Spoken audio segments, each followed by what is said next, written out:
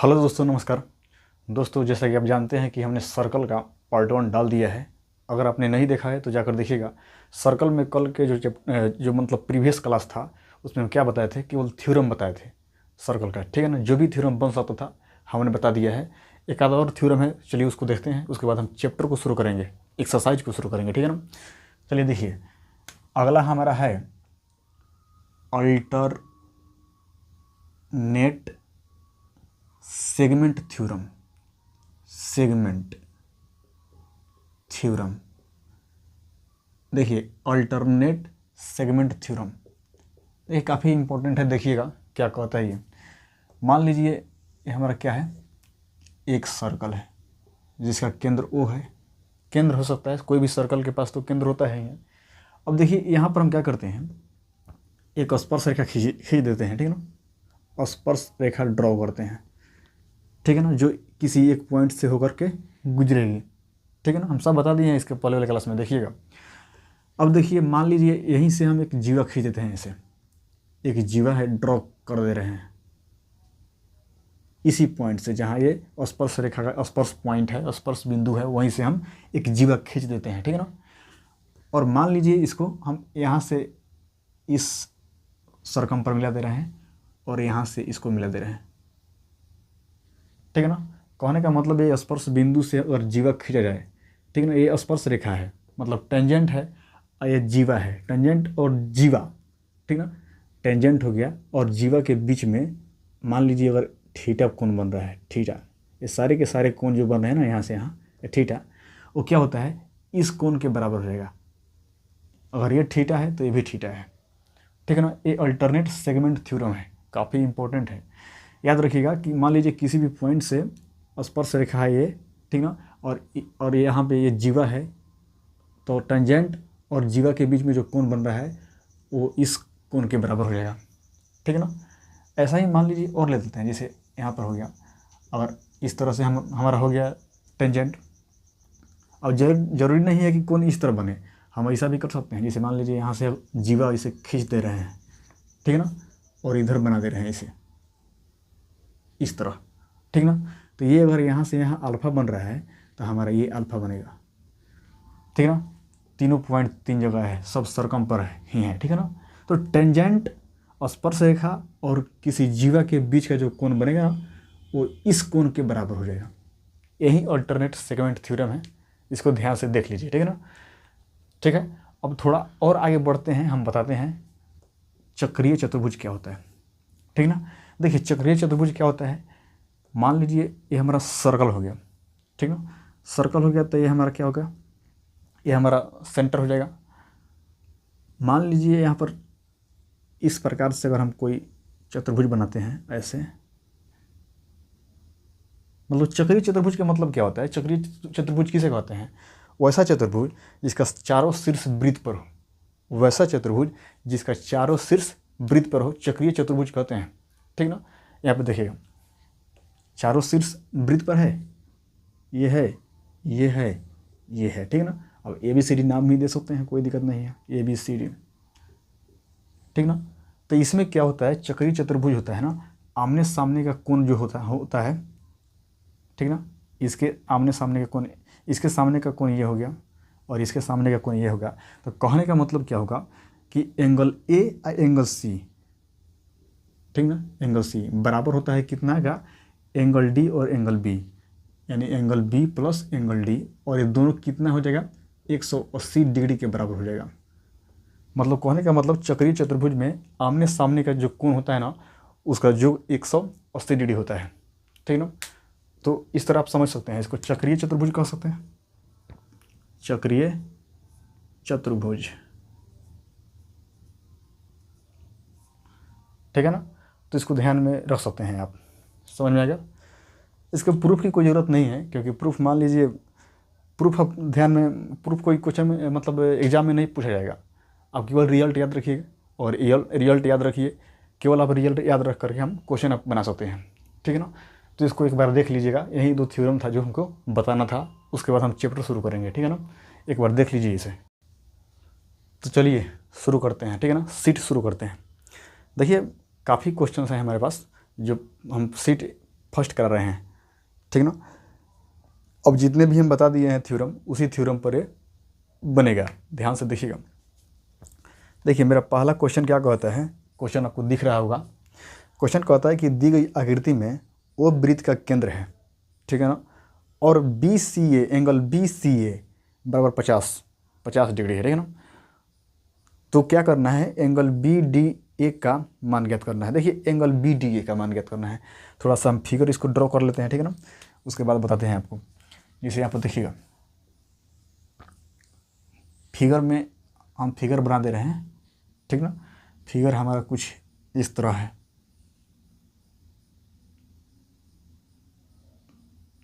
ठीक है। इसको यहाँ से मिला दिया है और इसको ऐसे मिला दिया है, ठीक ना। ये हमारा फिगर हो गया। यहाँ पर ये जो दिया है ये सेंटर है इसका, ठीक ना। ये हमारा कितना दिया है, 50 डिग्री, ठीक ना। अब इसका नामकरण कर दिया है, ये BC और ये D हो गया। ये ओ मान सकते हैं, ओ, इसको ओ मान सकते हैं, ठीक है ना, सेंटर है। तो पूछ रहा है क्या, ये तो हमारा चित्र में दिया है। अब पूछ क्या रहा है, पूछ रहा है एंगल BDA, एंगल BDA। अच्छा BDA का मतलब क्या होगा कि D वाला, बीच वाला का मान निकल रहा है, ठीक है ना। यहाँ पर एंगल BDA है, इसका मतलब क्या है, बीच वाला का मान यहाँ पर निकलता है, ठीक है ना। तो BDA मतलब कहाँ है, BDA BDA मतलब ये वाला कोण, याद रखिएगा ये वाला कोण। तो यहाँ पर हम बताए थे आपको कि कोई भी अगर मान लीजिए क्या है, वृत्त है, और वृत्त हो गया तो अगर आप यहाँ से कोई मान लीजिए चाप लेते हैं, ये और ये भी चाप ले लिए। प्रीवियस क्लास में हम बताए हुए हैं, हालांकि फिर बता दे रहे हैं। और यहाँ पर हम अगर कोण बनाएंगे ना, यहाँ सरकम पर कोण थीटा बनाएंगे, तो फिर अगर इसी चाप से हम कहीं भी बना लें, ठीक ना, थीटा कोण ही बनेगा। सेम चाप होना चाहिए, सेम चाप से हम कहीं भी कोण बना लें तो सेम बनेगा। तो यहाँ पर क्या पूछ रहा है, देखिएगा इस चाप को ध्यान में लगाइए, इस चाप को थोड़ा इधर हो जाने दीजिए। यहाँ पर देखिए क्या है, यहाँ से देखिए ये हमारा यही चाप हो गया, ये भी चाप है। तो इस चाप से क्या किया है, इस चाप से हम इसको BA को चाप माने हैं। तो यहाँ पर देखिए यहाँ से यहाँ तक है, इस चाप से ये थीटा कोण बना है 50 डिग्री का। तो सेम AB चाप से यहाँ से देखिएगा, यहाँ से आएंगे फिर यहाँ पर चले जाएंगे, तो सेम ही तो बनेगा, ये भी तो 50 डिग्री बनेगा, समझ रहे हैं। सेम चाप से यहाँ 50 बन रहा है, तो सेम चाप से AB से यहाँ भी 50 बनेगा, क्योंकि सरकम पर ही कोण बन रहा है इस थ्योरम से, ठीक है ना। तो 50 बनेगा, इसको देख कर बताया जा सकता है, विद इन अ सेकेंड में इसको हम बना सकते हैं, विद इन अ सेकेंड, ठीक है ना। तो देखिएगा, ठीक ना। तो चलिए दूसरा नंबर देखते हैं क्वेश्चन। देखिए दूसरा नंबर क्या कहता है कि क्वेश्चन देखिएगा, इस पर दिखाई दे रहा होगा। AB किसी वृत्त की ऐसी जीवा है कि AB बराबर 10, AB बराबर 10, ठीक ना है। यदि वृत्त का व्यास 20 सेंटीमीटर हो तो केंद्र पर जीवा द्वारा अंतरित कोण क्या है, ठीक है ना। फिगर बनाते हैं, पहले फिगर से समझिएगा। देखिए बोल रहा है कि AB, अब मान लेते हैं पहले हम वृत्त बनाते हैं, छोटा सा वृत्त बना लेते हैं, ठीक ना, फिगर से ज़्यादा समझ में आएगा। चलिए ये हमारा वृत्त हो गया। तो बोलता है क्या, क्वेश्चन कहता है, अब ये वृत्त हो गया तो इसमें तो इसका केंद्र होगा, हर वृत्त का एक केंद्र होता है, ठीक है ना। इसमें कहता है कि AB किसी वृत्त की ऐसी जीवा है कि AB बराबर 10। अब मान लेते हैं कि जीवा बोल रहा है, जीवा, तो जीवा तो समझते हैं इस तरह से, मानिए AB एक जीवा है जो 10 सेंटीमीटर है, ठीक ना। बोल रहा है कि AB किसी वृत्त की ऐसी जीवा है कि AB बराबर 10 सेंटीमीटर, यदि वृत्त का व्यास 20 है। चलिए व्यास यहाँ से यहाँ तक जाएगा, केंद्र से होकर गए, मतलब यहाँ से लेकर के केंद्र से होते हुए यहाँ आएगा, ठीक ना। ये हमारा 20 सेंटीमीटर है, ठीक ना। यहाँ पर आप समझ सकते हैं कि यदि वृत्त का व्यास 20 सेंटीमीटर है तो केंद्र पर जीवा द्वारा अंतरित कोण क्या है, केंद्र पर जीवा द्वारा मतलब इस जीवा द्वारा केंद्र पर अंतरित कोण कितना बनेगा। तो इस जीवा द्वारा क्या कोण बनेगा, यही ना बन सकता है, सॉरी इसको थोड़ा ऊपर लिखते हैं, 20 सेंटीमीटर। तो पूछ रहा है कि केंद्र पर, इस केंद्र पर हम जीवा द्वारा कितना कोण बना सकते हैं।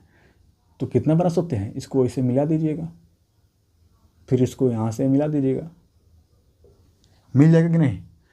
तो याद रखिएगा कि अगर हम यहाँ से यहाँ देखें और यहाँ से यहाँ देखें तो क्या होगा, ये भी आर है और ये भी आर है, देख सकते हैं ना, ये भी तो त्रिज्या ही है, ये भी त्रिज्या ही है, तो दोनों बराबर हो जाएगा।